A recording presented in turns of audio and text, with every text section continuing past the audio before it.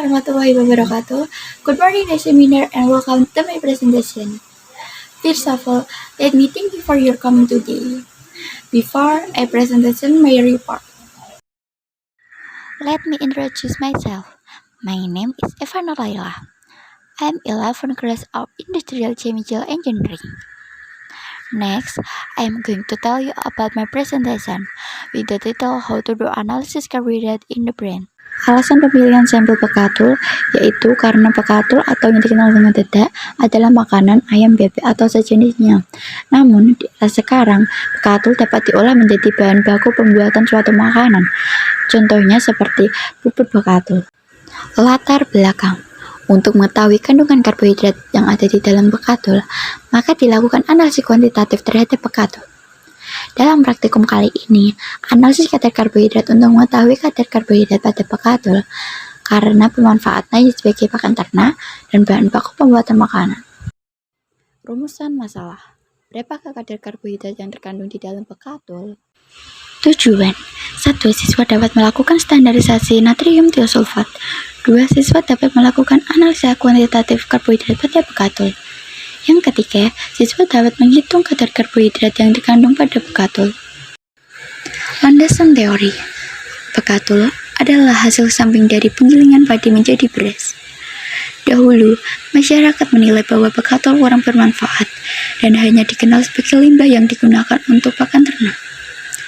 Titrasi iodimetri adalah metode titrasi tidak langsung dengan menggunakan natrium tiosulfat sebagai larutan standar sekunder.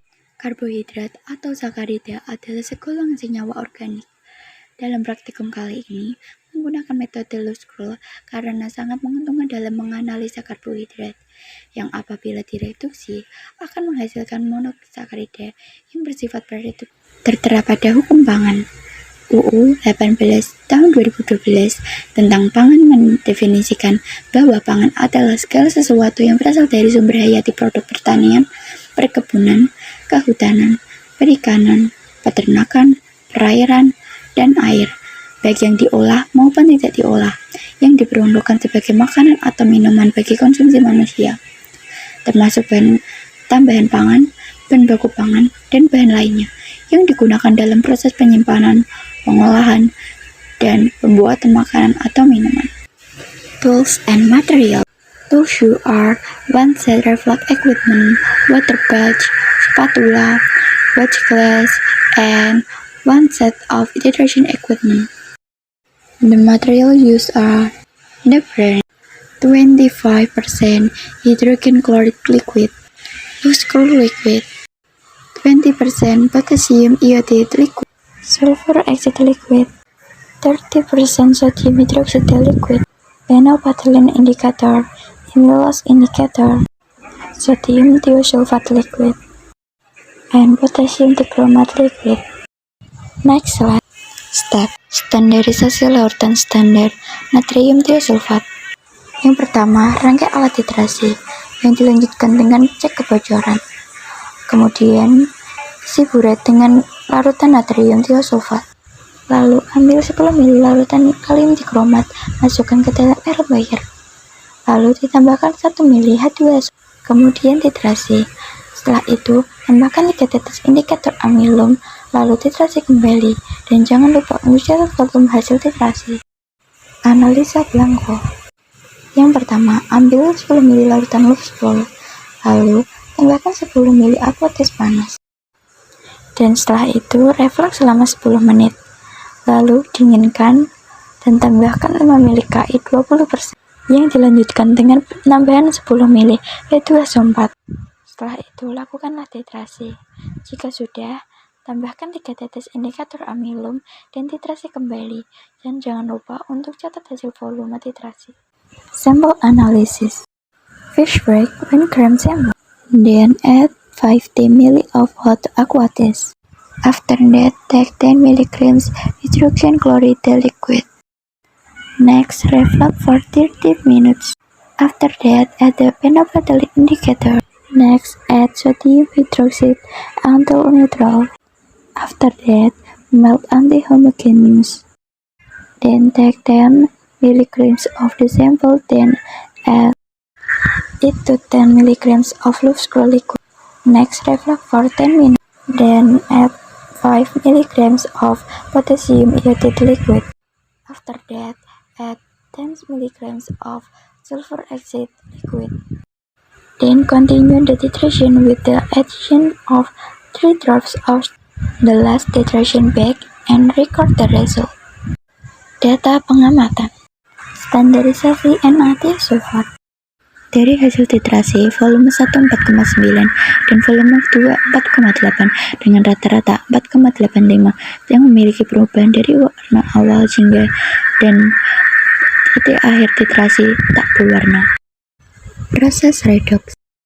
Larutan standar primer kalimbik yang memiliki warna jingga dengan penambahan Ki 20% yang tidak sama sekali merubah warna dan penambahan asam sulfat menjadi jingga.